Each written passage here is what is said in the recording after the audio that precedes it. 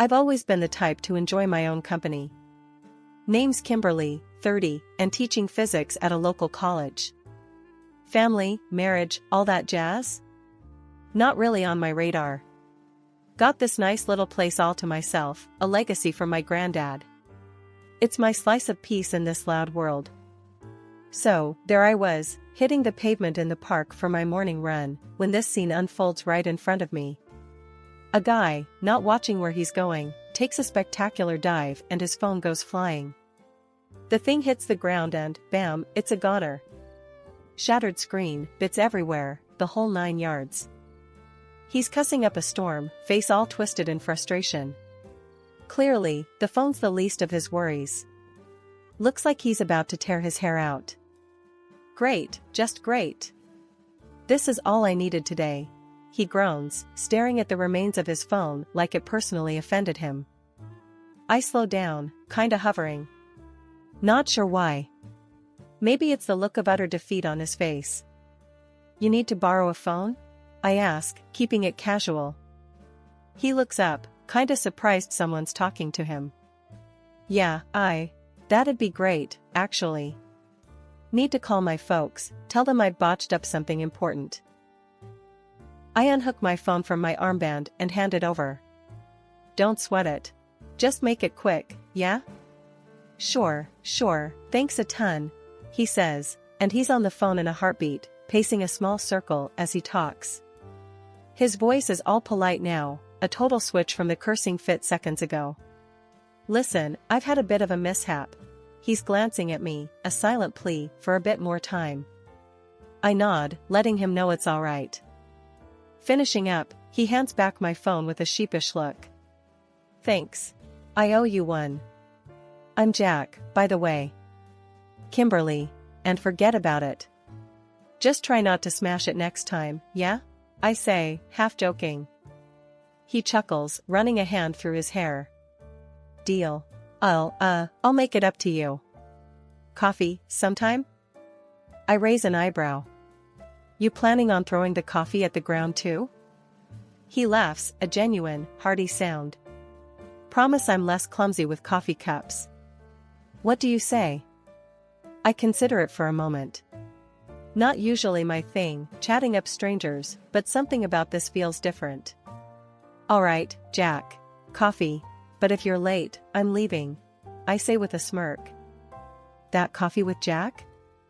It turned out to be the first of many. Something about him made me toss my stranger danger manual out the window.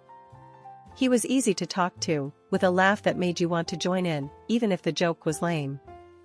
We found this little hole-in-the-wall cafe, the kind where the coffee's strong enough to put hair on your chest and the owner knows everyone by name. We became regulars, our conversations stretching from physics to philosophy to the downright ridiculous. So, you're telling me, if you could, you'd teach physics to cats? Jack asked me one day, a mischievous twinkle in his eye. I took a sip of my coffee, playing along. Absolutely. Imagine the breakthroughs. Schrodinger's cat would have a whole new meaning. He laughed, shaking his head. You're nuts. You know that, right? Takes one to know one. I shot back, smiling. Things with Jack just clicked. It wasn't long before our coffee dates turned into dinner dates, movie nights, and lazy Sundays spent doing nothing together. It was easy, comfortable, and frighteningly quick. One evening, as we were closing down the cafe with our lingering goodbye, Jack turned serious, something I'd come to learn meant he had something important on his mind. Kimberly, he started, hesitating a bit. I've been thinking. We're great together, aren't we? I nodded, curious about where this was leading. Well, I was wondering. What do you think about making this a forever thing? My heart skipped. Forever thing? You mean, like marriage? Yeah, marriage, he confirmed, his voice firm but his eyes searching mine for any sign of hesitation. I paused, not because I doubted my feelings, but because the gravity of the decision weighed on me. Yet, looking into his hopeful eyes, I found my answer. Yes, Jack. Let's do it. Let's get married. The whirlwind that was our engagement sped by, and before I knew it, wedding bells were practically ringing in my ears. But there was this one little hiccup before we could say our I dos. Jack's folks wanted to meet me. No biggie, right? Wrong. The meet and greet was at their place, which was fancy enough to make you think twice about where you sat.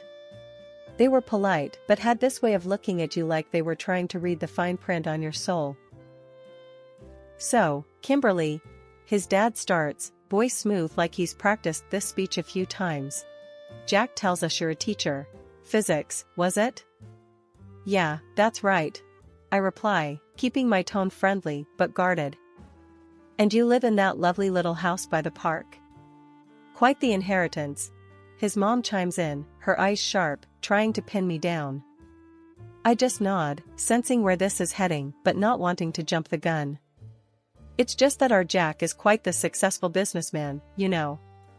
We're just a tad concerned, no offense, dear, that some might be more interested in his financial stability, his dad says, dancing around the real accusation. I couldn't help but laugh, the absurdity of it all bubbling up. Trust me, I've got my own, thanks. Not here for a free ride. Their faces tighten, not expecting my blunt honesty, or maybe they did, and it was all part of the test. Well, in that case, his mom says, pulling out this document from nowhere, we'd feel more at ease if you two considered a prenuptial agreement. Sure, I shrugged, taking the paper. Makes sense to me. I like knowing where I stand. Plus, my house isn't up for grabs. Their surprise was almost worth the awkward tension. I guess they weren't used to straightforward answers. Jack seemed relieved, squeezing my hand under the table like he was saying, thanks for not bolting. So, we signed their precious prenup, sealing the deal that what's mine is mine and what's his is his. Fair's fair, but the taste it left in my mouth was sour. Made me wonder what kind of family I was marrying into. Living with Jack in my granddad's house started off as a dream. We'd laugh over burnt toast, dance in the living room to no music, and make plans for every inch of the garden. But, like a storm rolling in slow, things got cloudy, then downright stormy. And wouldn't you know it, the storm had a name, Jack's parents. These two could give lessons in arrogance.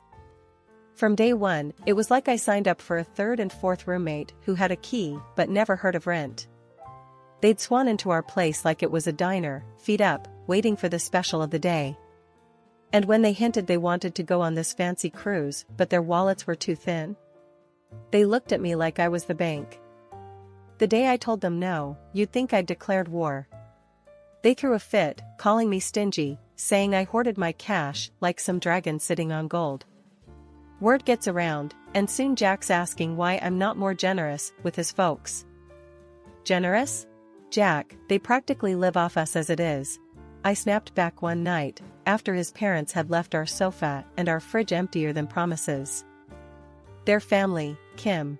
We're supposed to help out, he argued, missing the point by a mile.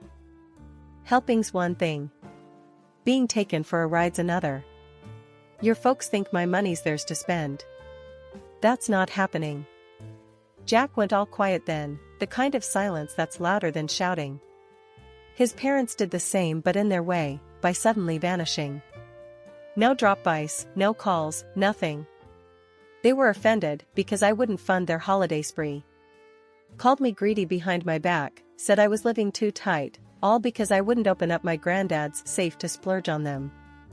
Ah, the safe. That hulking piece of metal was more than a place to stash away a few valuable bits and bobs, it was a slice of history, a connection to my granddad. But to them? Just a vault they hadn't cracked. The calm month without Jack's folks was like the quiet before the storm. It was a Tuesday, the kind of day you don't expect anything out of the ordinary. I was late coming home from work, bogged down with papers and the remnants of a headache that wouldn't quit. Walking in, I found Jack's parents parked on our sofa, remote in hand, flipping through channels like they owned the place. Evening, I managed, trying to keep the edge out of my voice. Oh, there she is. We were wondering if you'd join us tonight, his mom said, without looking away from the TV. I glanced at Jack, hoping for some backup, but he was engrossed in something on his laptop. Sighing, I headed to the kitchen, only to find they'd helped themselves to leftovers I was planning to make into dinner. That was it. I was done playing nice. Okay, listen up, I said, striding back into the living room. This is not a hotel, and I am not the maid. Jack looked up, startled, while his parents finally paused their channel surfing. What's gotten into you? His dad asked, frowning. I'm tired, I shot back. Tired of coming home to find you two camped out here, eating my food, and treating this place like it's yours. It's not. The room went silent. You could have heard a pin drop, or in this case, the tick of the clock, marking the moment everything changed. His mom stood, smoothing her skirt.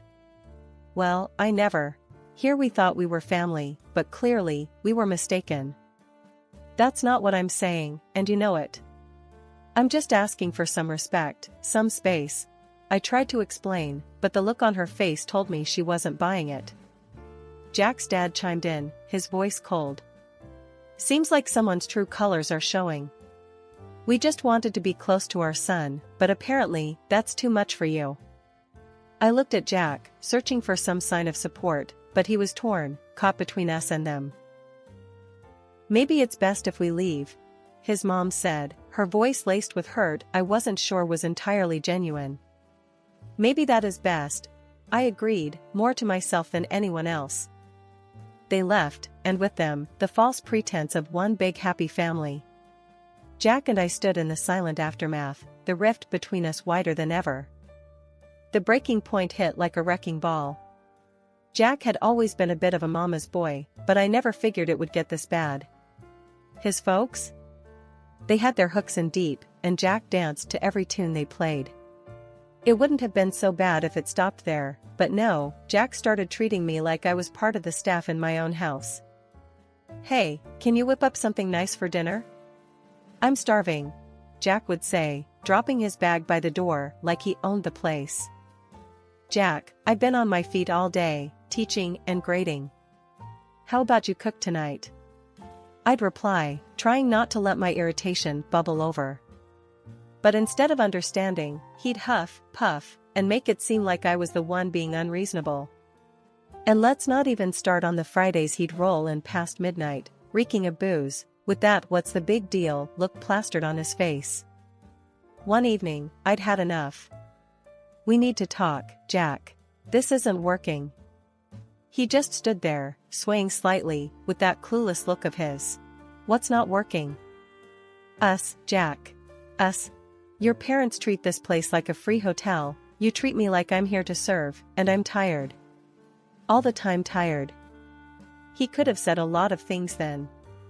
Could have apologized, could have promised to change. But no, he got all defensive, as if I was attacking him out of the blue. That's not fair, Kim. You knew what my family was like. He shot back. Yeah, and I thought I was marrying you, not signing up to be the family doormat, I snapped. That was the moment. The moment when the last thread snapped. We looked at each other, really looked, and saw the chasm between us. Too wide to bridge, too deep to fill.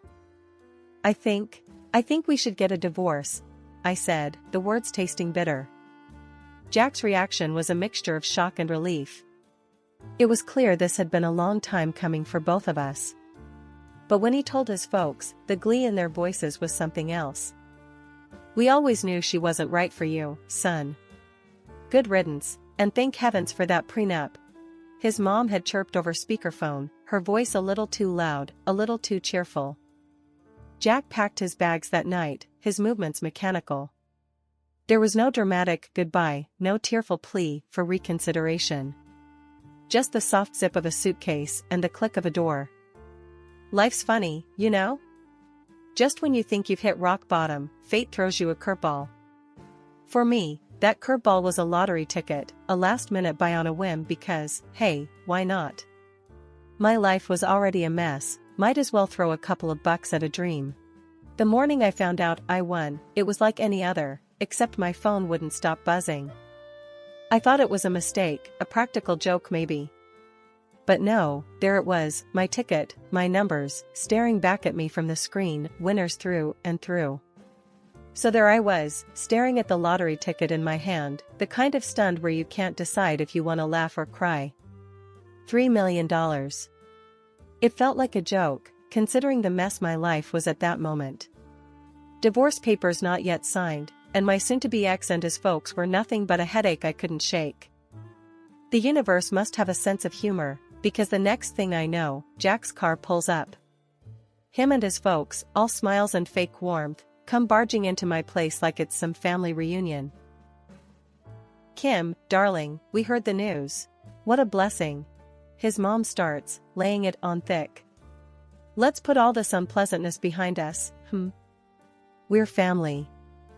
Jack chimes in, all hopeful. "Yeah, babe, think about it. We can start fresh, really make a go of it this time." I couldn't help it, I laughed. Not the happy kind, but the kind that's sharp around the edges. "Start fresh? With what, your folks running the show?" "No thanks. I'm good." Then Jack, oh Jack, he gets this look, like he's been wronged, and says, "Come on, Kim. That's cold. You know I deserve half of that money. It's only fair." "Fair? Let's talk about fair, Jack. You and your parents treating me and my place like some kind of free-for-all, and now you want half of my win? Not happening." His face went all kinds of red, anger, embarrassment, take your pick. His parents, too, looked like they'd swallowed lemons, all puckered and sour. "According to our prenup, that money is mine. All mine. You got that?" I said, holding his gaze, feeling a kind of power I hadn't felt in a long time.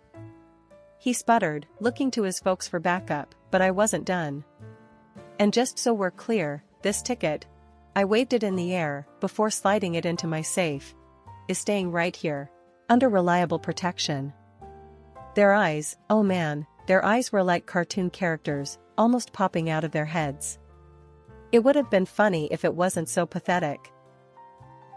Jack tried to argue more, but I cut him off. "No, Jack. It's over. This ticket is my ticket out of this mess. Our mess. And you're not getting a dime." They left after that, not much else they could say. The door clicking shut behind them sounded like the end of an era. My era of playing the good wife, the understanding partner. Then I rang up my sister, spilling the beans about my sudden windfall. We spent hours on the phone, dreaming big, trips abroad, fancy cars, you name it. The kind of chat that leaves your cheeks aching from smiling too much. "And guess what?" I added, as our call was winding down. "Jack's already got his eyes on the prize, acting like we're suddenly best buddies again." My sister cackled on the other end. "You'd better hide that ticket somewhere Fort Knox couldn't crack, especially from those vultures." I laughed. "Oh, please, I've got it all under control. It's tucked away nice and safe." Fast forward a week, and I'm jetting off to a teaching conference, my mind a whirlwind of lectures and potential networking. Not once did I suspect what was brewing back home. Coming back to an empty space where my granddad's hefty safe used to sit, you'd think I'd freak out. But no, I just burst out laughing. Knowing Jack and his folks, I had a hunch about who the culprits were. Sure enough, as the sun dipped and the evening rolled in, Jack's frantic voice came blaring through my phone. "Kim, you need to fix this now," he was practically shrieking. "Fix what, Jack? The fact that you and your parents are a bunch of Keystone cops?" I couldn't help the snark. "It's not funny. We're at the police station. They think we tried to steal the lottery ticket." His voice was a mix of panic and disbelief. "The ticket. Oh, that precious piece of paper. Except, the real kicker? The one in the safe was a decoy, a copy I'd made just for kicks. The real deal was with me, secure in my purse." The image of them, huddled around my granddad's old safe, visions of dollar signs in their eyes, only to find a worthless piece of paper, was too good. I howled with laughter, the sound echoing off my empty walls. You mean to tell me you stole my safe for a fake ticket?" I managed between fits of laughter. There was silence, then a muffled curse. You can't do this to us, Kim. It's not right. Right? Jack, the moment you decided to break into my house and steal my stuff, you threw right out the window. Enjoy explaining that to the cops. The call ended with a click, and I spent the rest of the evening laughing, the sound bitter but liberating. Imagining their faces, the moment they realized they'd been played, was a balm to the months of turmoil they'd put me through. The next day, I headed to the police station to give my statement. The look on Jack and his folks' faces when I walked in was priceless. They looked like they'd seen a ghost, a mix of guilt and sheer panic. Kim, thank God you're here. Tell them this is all a misunderstanding, Jack blurted out, his eyes darting around, looking for an ally in me. I just stared at him, letting the silence hang heavy for a moment. A misunderstanding? Is that what we're calling breaking and entering these days? His parents started in on their spiel, tripping over their words, trying to paint themselves as victims of circumstance. It would have been comical if it weren't so pathetic. Listen, I only came here to make things right, I said, cutting through their babble. Jack perked up, a glimmer of hope in his eyes. So, you'll help us? I nodded, reaching into my bag. Yes, by giving this to the officers. I pulled out the real lottery ticket, the legitimate claim to my winnings, and handed it over to the police officer standing by. Jack and his parents gasped, their faces going from hopeful to horrified in a split second. That's the real ticket. The one you all were so desperate to steal was a fake. A decoy, I stated, my voice steady and clear. The officer took the ticket, looking between it and me. This will certainly help clear things up, he said, noting down something in his notebook. But why? Why would you trick us like that?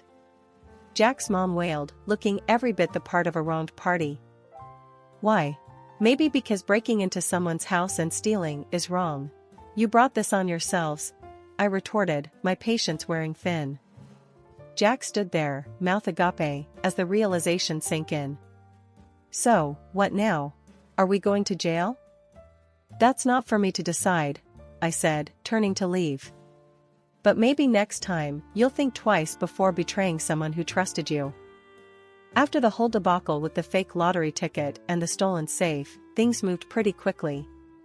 The cops had enough to open a criminal case against Jack and his folks for breaking and entering, not to mention the attempted theft.